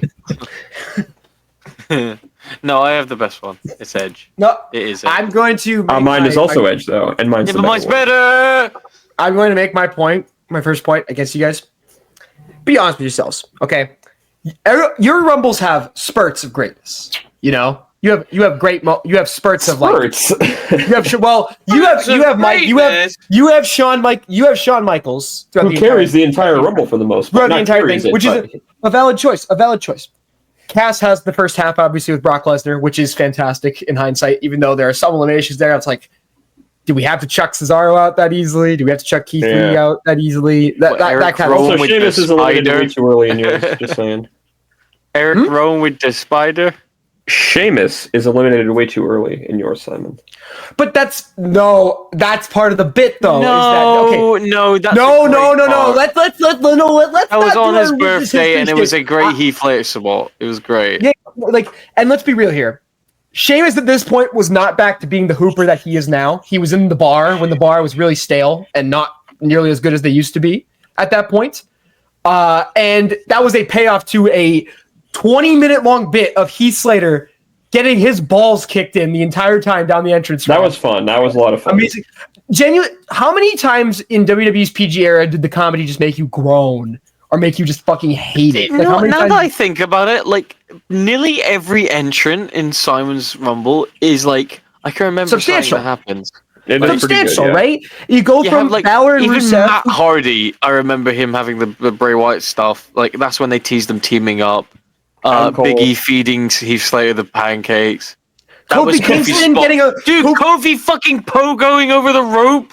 and then eliminating Jinder Mahal, and then man. Big E and Xavier just throwing. Yeah, they just start throwing pancakes at him. Dude, that's like, You didn't have a Kofi spot, did you? That didn't exist yet. Oh, we did. you don't 2010. No, we had the first one. We had the first one. Yes, it was the handstand. No, that was 2012. No, 2012 was the handstand. That's 2011. It was the No, 2011 was because remember before Kofi, John Morrison was doing those spots before he got. Oh released. yeah, and he Okay, goes on close the enough party. then. Yeah, Close yeah, enough. yeah. We got Spider John Crab, Morrison yeah. then. So there you go. Was there a John Morrison spot? No, in that 2010? wasn't your Rumble. Shut up. Yes, maybe. Your Rumble's The useless. point I'm trying to make is that, be honest, I think Wyatt will agree with me on this. There's a brief period between after Brock gets eliminated from the 2020 Royal Rumble. There's a brief up until Edge. Nothing interesting happens in the 2020 Royal Rumble. It becomes a very, very standard Royal like Rumble. Carl I agree. Time there. The 2020 And Rumble then- podcast. After Edge comes out, and when Edge comes out again, up until the end, a very, very standard Royal Rumble that has a great moment with Drew winning at the very end. You But you still, have the Seth stuff with the Authors of Pain and fucking Samoa Joe, Kevin Owens. That was going on. oh, that's a good spot too. That's a decent spot as well. But like, there are moments there are pockets of your Rumble that are just very uninteresting. That's just a fact of it. I think Wyatt has a bit more of an argument because he has Shawn and he has the Punk thing. Yeah, if you let me make the argument, I'll really appreciate And you have that. the Edge. I still like. Do you really care about the Miz and MVP in the 2010 Royal Rumble? Like, do you? Yeah, MVP was in my Rumble. Yeah. That's actually that. You know what? That's a good point. Anyway, so Shawn Michaels in this whole thing, the Final Four, one of the best Final Fours I think of all time as well, because what we have is we have Batista, 100%. we got Edge, we got Shawn, and I believe it was Triple H. No, Michaels. It's Michaels because he's on the apron and he gets hit off and he does this shit where he's like grabbing at the ropes. Yeah. It becomes Batista, Edge, or maybe it's Batista, Edge, Cena, Jericho. I think it's Batista, Edge, Cena, Jericho. Shawn being eliminated and then trying to get back in, as if he can just do that, and he's just going like, no, please, I'm sorry, please. Oh yeah, like the 5 stages of grief immediately kicking in, like sheer. Yeah, and denial. he's just like, oh fuck, and then he just starts super kicking officials, and he starts just like, beating the fuck out of people. Which is also awesome because it's a callback to like when he did that in the old, or I guess was it him or Austin that did that in like one of the older Rumbles where like they got eliminated but the ref didn't see it, so they just ran back in. Oh, that was Austin. Yeah. That was Austin. Yeah. Okay, I thought it was Shawn. I couldn't remember. That's brilliant. Actually, I just thought of that. He really did go through every fucking stage. When he hits the ground, when he hits the ground, and immediately just like hands on the head. Immediately denies can't do it. Bargains with the ref. Fucking goes insane, kicks him, gets sad, and then fucking accepts it and leaves. Incredible stuff right there, I think. Really compelling. And then, yeah, just Edge winning overall, eliminating Jericho, ending that whole fucking partnership finally, and we get Edge and then Jericho mentioned was the world title, obviously, and then we had a great moment of Mania after that. And then Jericho beats Edge at WrestleMania for some reason when it really shouldn't have happened. Edge really. Oh right, that did happen. Never mind. Jericho beat him when everything in that storyline. Oh my god! I will say my Rumbles card was fucking awful. That was Lesnar, Kane, and Strowman. That was really bad. You should be no. Lesnar's in your Rumble. That's mine. Lesnar, Kane, and Strowman is mine. Your Rumble had Rollins and Jason Jordan versus The Bar. And it was when Jason Jordan had to retire because of his neck injury. Yeah, not soon enough. I'm joking. Fuck him.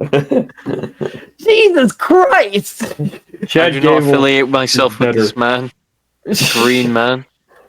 Oh man, Charlie Dempsey and Chad Gable. Putting on a fucking the speed match. That was awesome. Also, Cass, I don't know where you're getting off, buddy.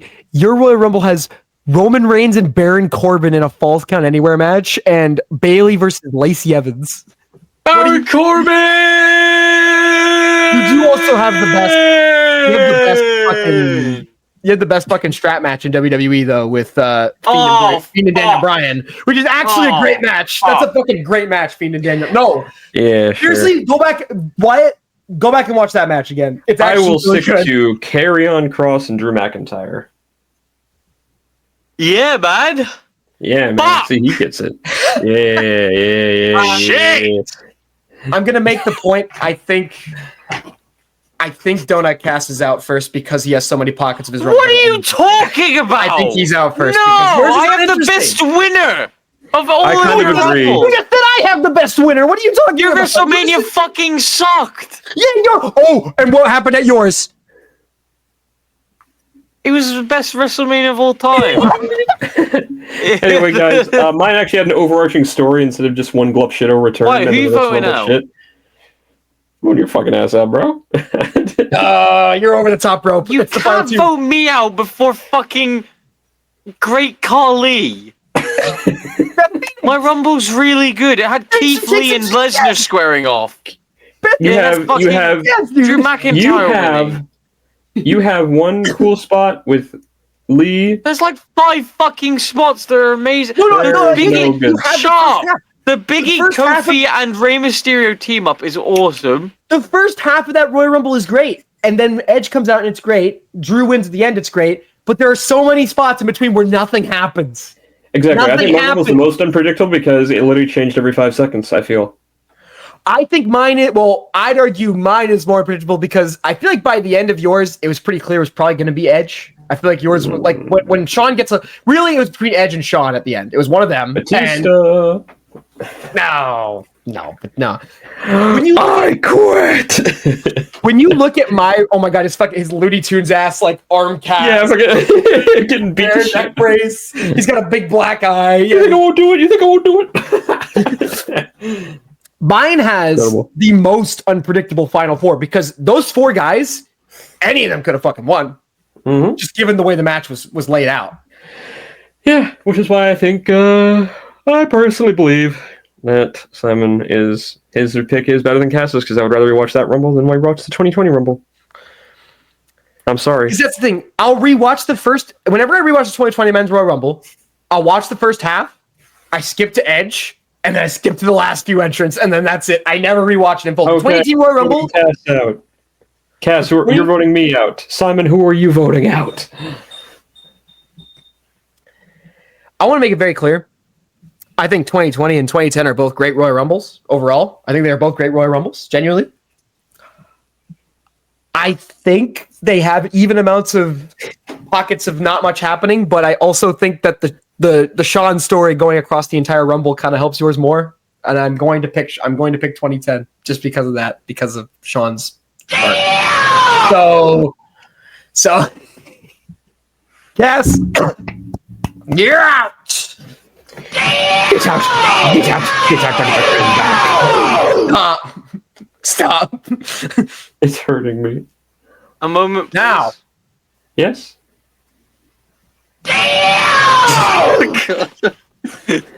Comedy. All right, look. Shut up! All right, look. Here we go, fuckers. Wyatt, you need to give me the full Spanish Armada if you think you're gonna beat Simon here. You're So not like. I think that Simon's Rumble does not have a cohesive story.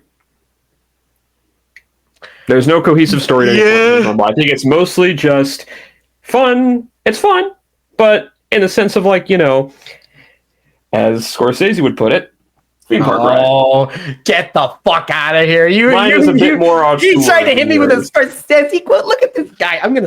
No, I do like Martin Scorsese, so I kind of agree with him there. Hey guys, you want to know something funny? What was that? I've received some breaking news. Does it involve Thomas Jane? It involves Hollywood. That's still. We now have special ambassadors named by Trump for Hollywood, and they include John Voight, Mel Gibson, and Stallone. We are in for another. We're cooked. Fun... That's Okay, insane. Hey! Get John Voight out of there. Get John Voight out of there. Get Mel Take Gibson out of keep him on a there. leash.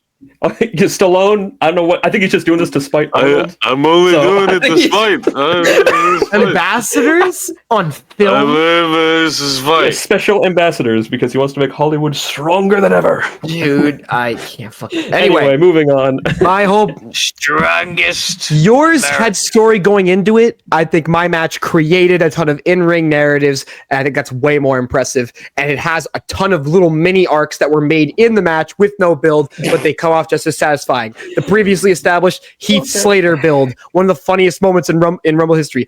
Finn Balor and Rusev going the entire distance. We have fucking the ending to the feud between The Miz and Roman Reigns when The Miz comes out and Roman and Seth powerbomb over the ropes, and then Roman dumps Seth over the top rope out of nowhere when that wasn't really expected to happen as a babyface. It has the narrative of old versus new at the very end with Roman and Shinsuke and Finn going at Cena, Orton, and Rey Mysterio. And it's just a star-studded line. My Rumble has star power. You have star power too. I'm not going to deny it. But I think You mine... just said to me with your whole chest that you think my Rumble didn't create any story.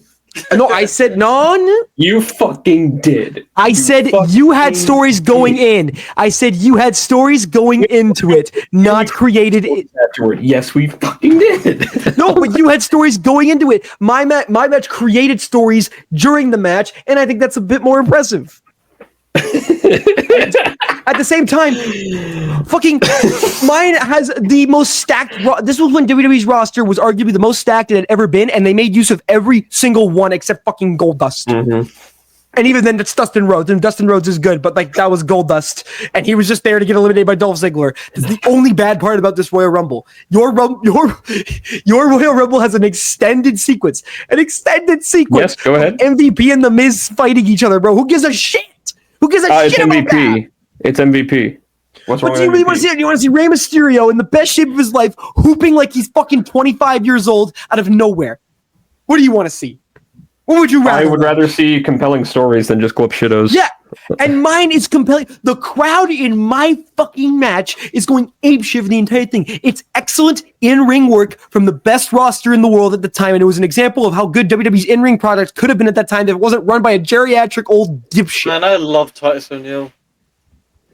I think that I love Sean Goldust. just did a better job at conveying the story to the audience than anyone in your Rumble did. I That's really do. one think that. thing. I had tons of. It's mini one narratives. thing, but it's massive, though. That's the thing. It's But massive. it's mini narratives. It's an Again, it's the same thing with Cass. overarching theme. Cass has the Brock thing, but once the Brock thing's out, is it as if you take the Brock element out, is it as interesting like, other than Edge?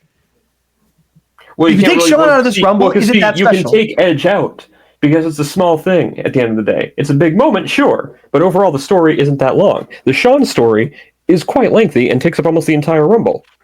But if you take that away, is the Rumble still good on its own? You can't take it away though. That's the thing. But mine is a more complete package. I can take parts away from it, and it'll still be overall stronger. Call me Adam Copeland, because all I do is edge and cope. Yeah. You know what? Legend. I understand, because I think if this is more of an ego thing for you, so if you really think that you can do this, then I'll let Cass make the final decision. Oh my god. Cinema.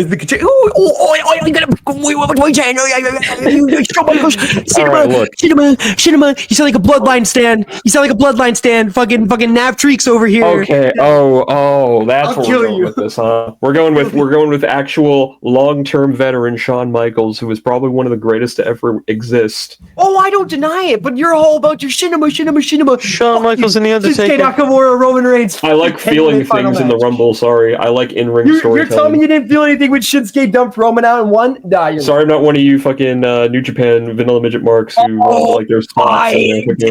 This guy over here. Go back to Ring of Honor, why don't you? You fucking watch some FCW tapes, rookie. All right. Take care, Greenie. Mine has way more star power than yours. Yours has Shawn, Edge, Cena. Slow your roll, Greenie. Yeah, shouts out Cole Quinn. That's my fucking guy. Cole Quinn. I love you, man. Anyway, I miss him every day. I made my. That was 7 2Ks ago. No, that's 6 2Ks ago. That's 6 2Ks ago. Jesus, ridiculous. What happened? 25, man. One more that thing. was 6 games ago. One more thing. I would say this. I would say the CM Punk stuff takes a good part of the first half, and the Shawn stuff takes a good amount of the second half. And I'll say we got a lot of good stuff in between as well, such as the Beth Phoenix spot, which I actually do think is quite impressive, especially for the time, considering the Divas era was shit, and that was a nice little pocket of. Yeah, where their big Divas champion made out with a guy to eliminate him. Yeah. Very progressive. Okay, so clearly someone just hates anything with any amount of sexual appeal. Homosexual. Sexual appeal with Great Khali? Did you just hear that? Yeah, sorry. Some of us actually like that kind of stuff, you know? Anyway. No, but you tried to make it like progressive. It was like progressive. The Divas... No, it was. It still was. Yeah, because that was mostly on Khali's part, though. That wasn't on her part. She didn't do any wrestling in the match. The only thing she does is make out with Great Khali. With a GTS, okay. Yeah, but she doesn't get to do anything. She's there to get eliminated by CM Punk and make out with Great Khali. I'm really scared. Considering the years that followed, Simon, of only women doing things to men in wrestling in WWE, it was refreshing to see an actual GTS upon Beth Phoenix, who took it with her whole chest. I thought that was pretty sick.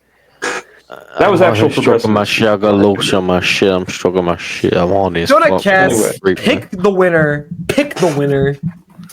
You take the moon, and you take the moon, and you take the moon. I got a call from my telephone of Triple H. He told me to stick the winner. Shawn Michaels and The Undertaker. Make my day. Make my fucking day, son. You know what I'm gonna do? I'm gonna tweet about it. I'm gonna go online and I'm gonna send an Instagram or maybe a Vine. What's fun? The funniest thing about that promo, after he cut that promo, viewership dropped off for weeks, and they had to go back and apologize to the fans a few weeks later. Very funny. Did they actually? I didn't know that. Well, no, they didn't apologize to fans, but they actually. That's when they started booking bigger matches on Raw. Like I think a few weeks later, they had that Falls Count Anywhere match with Dean and Seth, where he stomps him through the concrete. I remember that. Yeah, concrete. Where they had a viewer's choice for match stipulation, which was no holds barred, no disqualification, Extreme Rules, Falls Count Anywhere. They're all the same. Wait a minute. That's crazy. They really gave me the illusion of fucking grandeur, didn't they? You get pinned. You lose. The illusion of choice in the viewer's choice there was so funny. It's like tables match, TLC, or Extreme Rules. Okay, someone's clearly going through a table here. Fucking.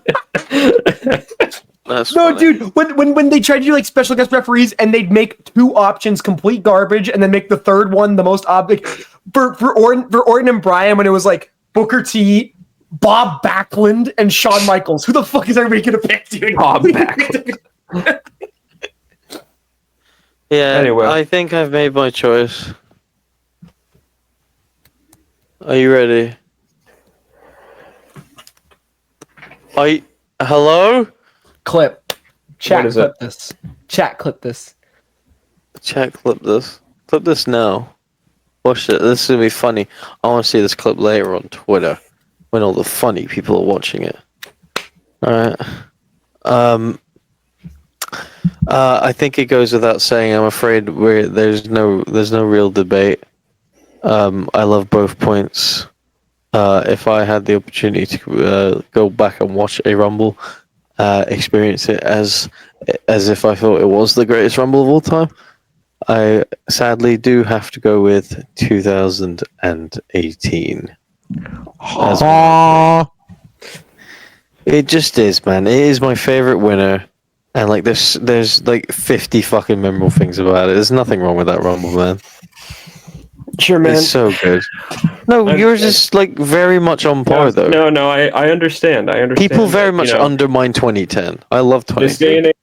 This day and age, the kids would rather watch their Marvel movies, so it's okay. And still, the reigning, defending, undisputed Altercation Station champion. Enjoy the Criterion. We need to make a belt design. That'd be cool. That actually would rule. And we ship it to each other after we win. Yeah. Selling it? No, God. We just sell replicas and then we just have it on screen when we win. All right, guys. Holy fucking shit! What a great episode. Wait! We are back. I have an idea. You? That's Are you ready? You guys go to greenscovevw.com, get your merch. We have some really nice stuff on there. It's pretty cool, guys. It's pretty cool. If you want to get the We Patreon, have polo shirts. There's fucking polo shirts with a little logo on it. White as hail. if you want to just give the women or the men in your life just a peek of your chest, get that shit. You know you want to. Show them what's up. So Show them hot, what you man. made. Oh my god. I need another link. You can go to patreon.com/goodbadbruv and Oh shit. You can watch Max Keeble, first timer. Well, first timer for me. Do that. Just Daryl watch along for Wyatt. You can see me have a mental breakdown over Noel Fisher. Yeah. Yeah. Also, go watch the Hope Spot, It's really good, guys. Enjoy it. and also I go think watch it's the good. GBB plays, and And also go support watch- the boys. Go watch Direct Across Concrete, by the way. Go watch S. Greg Zaller's films. Go watch Baby I actually Dragged. do want to watch. I'm gonna go watch Dragged. Dragged across John Treat. I'm excited for his new film, by the way. Sesame Street. His new film is going to be with Adrian Brody and Vince Vaughn. It's going to be about like Italian like immigrants or something in like the 40s. So I'm excited for that. He loves racism. Adrian Brody's doing another movie about the immigrant Yes, experience. another movie about being an immigrant in the 40s. God, this dude loves He's done like racism. 5 of those. Jesus Yeah. Christ. Look, man, I know Frank Grillo probably loves this shit. a blender's gonna blend fruit. That's the all life it's of the made for. Italian is the same as the life of the African American. Frank Grillo is interesting soul for that. Anyway, Captain Frank America. Grillo Warzone is about stubs the his toe. struggles of Italian Americans in America. Anyway, goodbye. I know where you live. Did I tell you guys about the body count joke? No. Tell me. That's how I'm ending the pod. Please. There's Johnny, Mike, and Gilbert, and they're sitting in a circle. Johnny's 18, Michael is 22, and Gilbert is 61. Oh boy. Johnny says, I've got an idea. Why don't we all tell each other our body count? And Michael goes, oh, okay. Gilbert's like, oh, well, this conversation got way more like, intimate. Let's go. And Johnny says, yeah, my body count's actually 2, even though I'm 18. And Michael's like, wow, that's nothing. I'm 22. My body count is 16. Gilbert's like, what? 16? I don't know how you've managed that. That's so many people.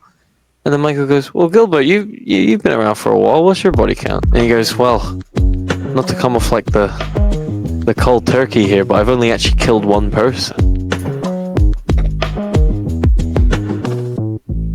We all knew that's where it was going. We all know. That was the dumbest fucking joke I've ever heard in my life. Anyway.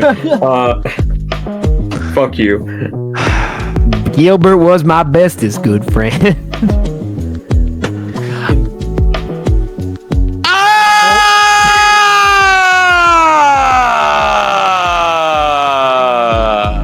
that is